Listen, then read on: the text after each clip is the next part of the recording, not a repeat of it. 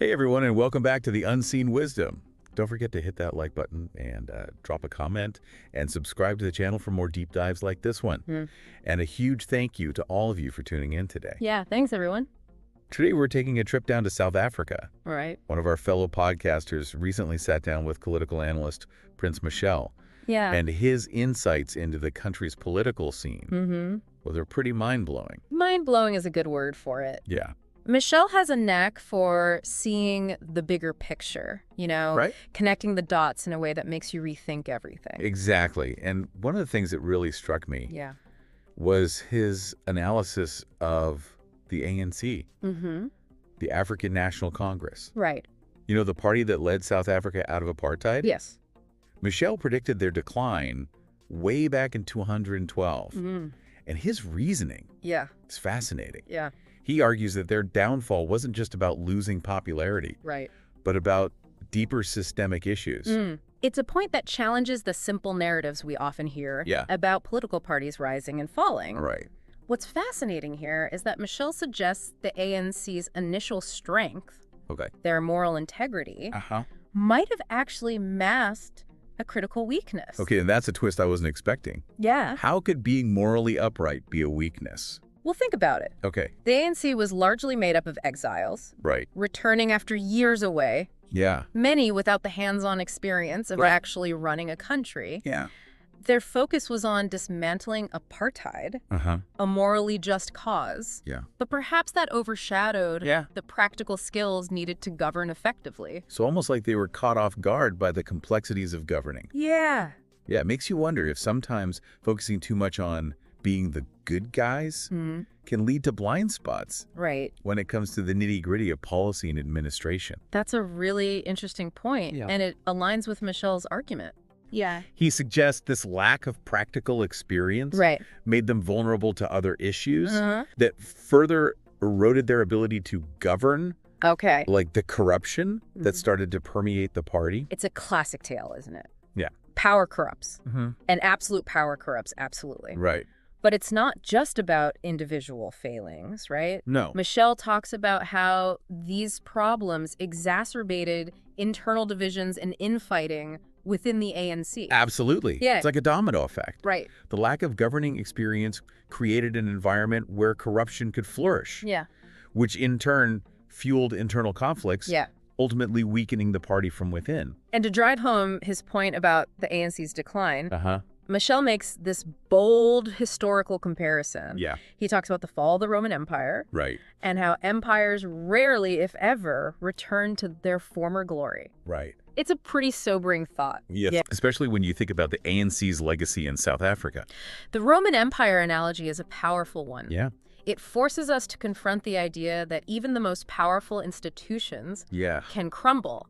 And when they do, the consequences can be far-reaching. Right. But if the ANC is truly fading, what does that mean for South Africa? Exactly. The country's political landscape is already pretty complex. Right. With parties like the Democratic Alliance, or DA, and the Economic Freedom Fighters, or EFF, challenging the ANC's dominance. Right. It's a real mix of ideologies and agendas. Yeah. And Mashele doesn't shy away from diving into the messy reality of South African politics today. No, he doesn't. For example, he has some particularly strong opinions about the current coalition government. Right. Which, just for context, is a partnership between the DA and the ANC. Yes. He calls their Government of National Unity label pure propaganda. He really doesn't mince words, does he? What's interesting is that Mashele sees this coalition not as a sign of cooperation, but as a desperate attempt to maintain some semblance of stability in the face of the ANC's decline. So, not exactly a match made in heaven. Not according to Mashele. Okay. He points out a fundamental tension between the two parties. On the one hand, you have the DA, which he argues primarily represents a first-world constituency, often seen as catering to white South Africans. On the other hand, you have the ANC, which in Mashele's view has failed to adequately represent the needs of the underclass, many of whom are Black South Africans struggling with poverty and inequality. It sounds like this coalition is less about shared vision and more about clinging to power, which, if true, doesn't exactly paint a hopeful picture for South Africa's future. That's where things get even more complicated. Yeah. Mashele doesn't stop at critiquing the coalition. Right. He goes on to dissect what he calls the DA's moral dilemma. Ooh, I'm intrigued. What's this moral dilemma all about? Well, despite their success in governing the Western Cape, Mashele argues that the DA is still perceived as a party primarily for white South Africans. He suggests they lack genuine black leadership and input at the highest levels, which limits their ability to connect with the broader population. So even though they might be doing some things right, they're still struggling to shake off this image of exclusivity. Yeah. That's a tough hurdle to overcome if they have ambitions to lead South Africa as a whole. It definitely raises questions about the DA's ability to truly represent the diverse needs and aspirations of all South Africans. Right. And Mashele's analysis doesn't stop there. He has some pretty fascinating predictions about what the future holds for South African politics. Okay. And it's not all sunshine and roses, I'm afraid. Hold on to your hats, folks. Sounds like we're about to enter some uncharted territory. Uncharted is right. Yep. But before we venture into those predictions, let's take a quick break. All right. Sounds good. When we come back, we'll unpack Mashele's thoughts on what we can expect from the future of South African politics. We'll be right back. So you ready to delve into Mashele's predictions for South Africa's political future? Absolutely.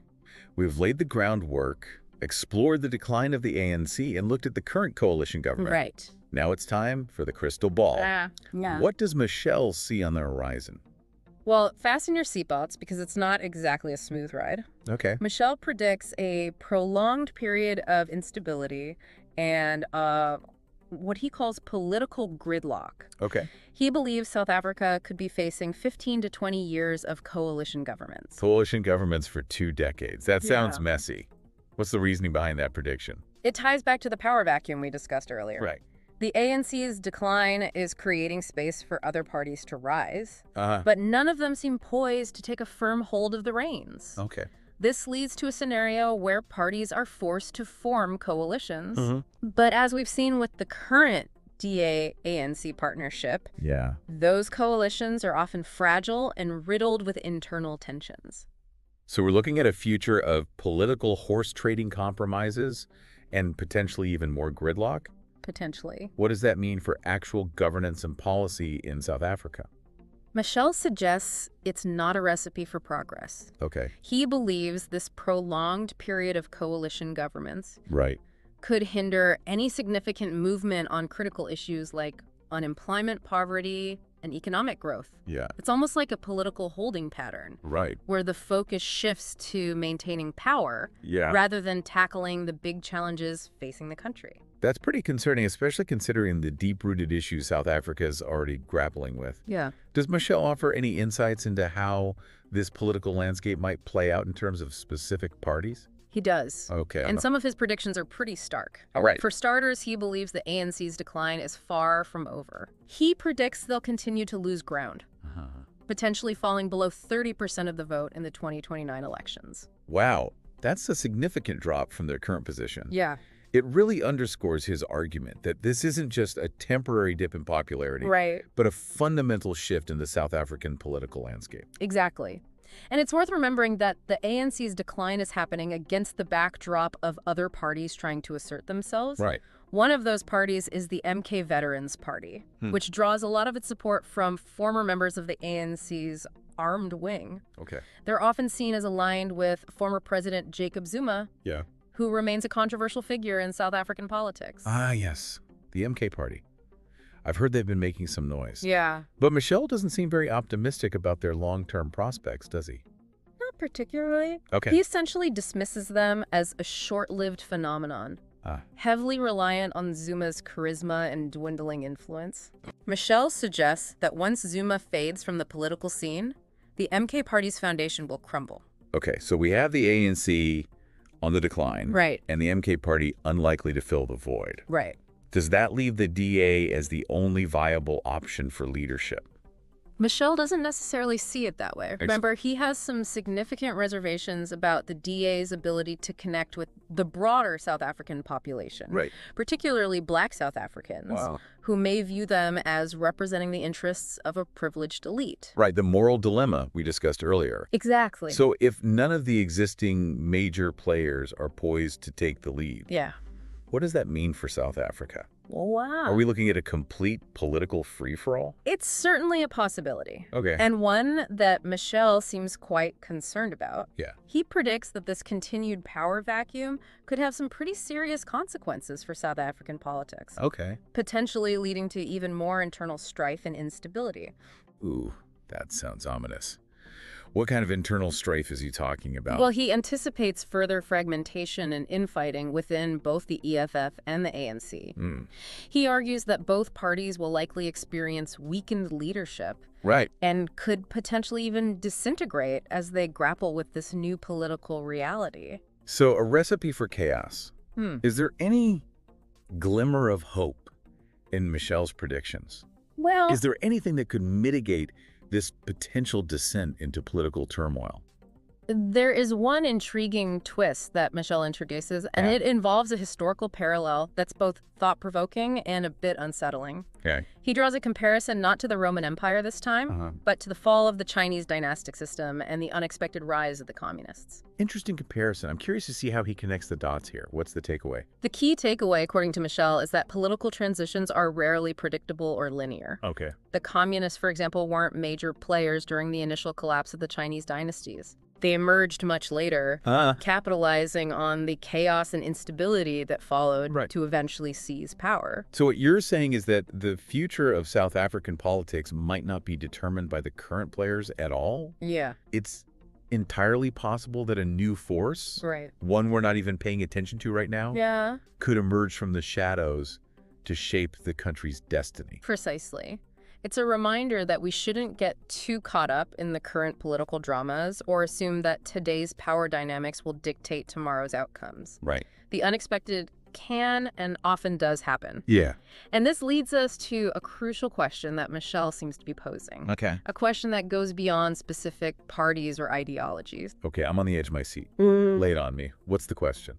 So we've explored Mashele's analysis of South Africa's political landscape. Yeah, from the decline of the ANC to the potential rise of a new, unforeseen political force. It's been a whirlwind of insights and predictions. It has. What's the big question he leaves us with? He asks, in the face of this uncertainty and potential instability, what kind of future do South Africans want to create for their country? Wow. And what role will each citizen play in shaping that future? It's a powerful question, isn't it? Yeah. It shifts the focus away from political parties and personalities and puts it squarely on the shoulders of everyday South Africans. Exactly. It's a call to action, a reminder that the future isn't something that just happens to us. It's something we actively create. Absolutely. And it's a question that demands serious reflection, especially in light of Mashele's predictions.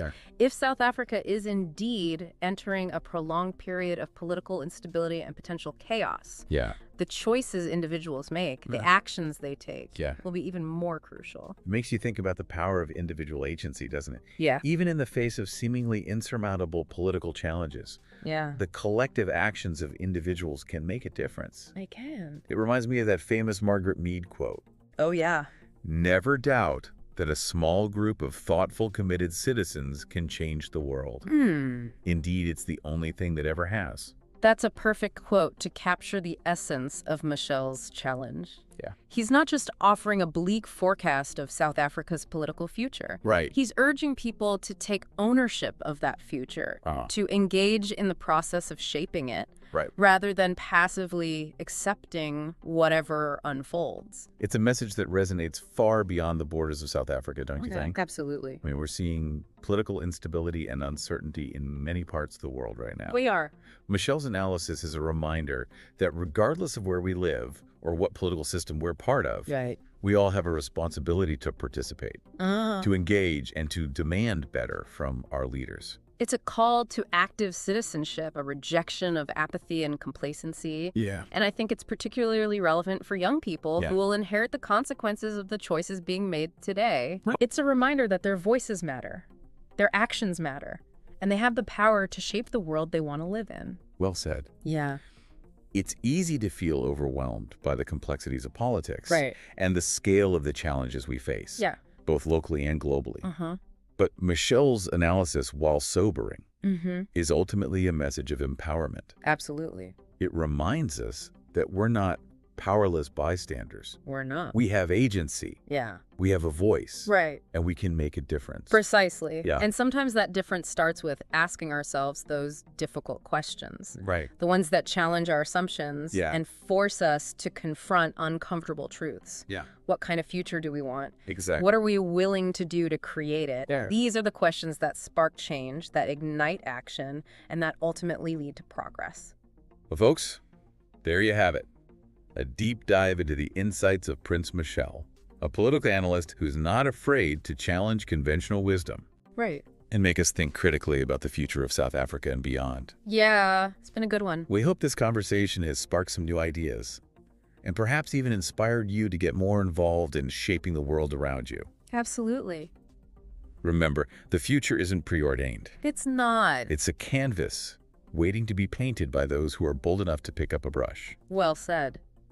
And as always, we want to hear from you. We do. What resonated with you most about Mashele's analysis? Yeah. What questions does it raise for you? Yeah, good questions. Share your thoughts in the comments below. Yeah, please do. And let's keep this conversation going. Thanks for joining us on this journey of unseen wisdom. Don't forget to like, comment, and subscribe to The Unseen Wisdom for more insightful discussions and deep dives into the topics that shape our world. Until next time.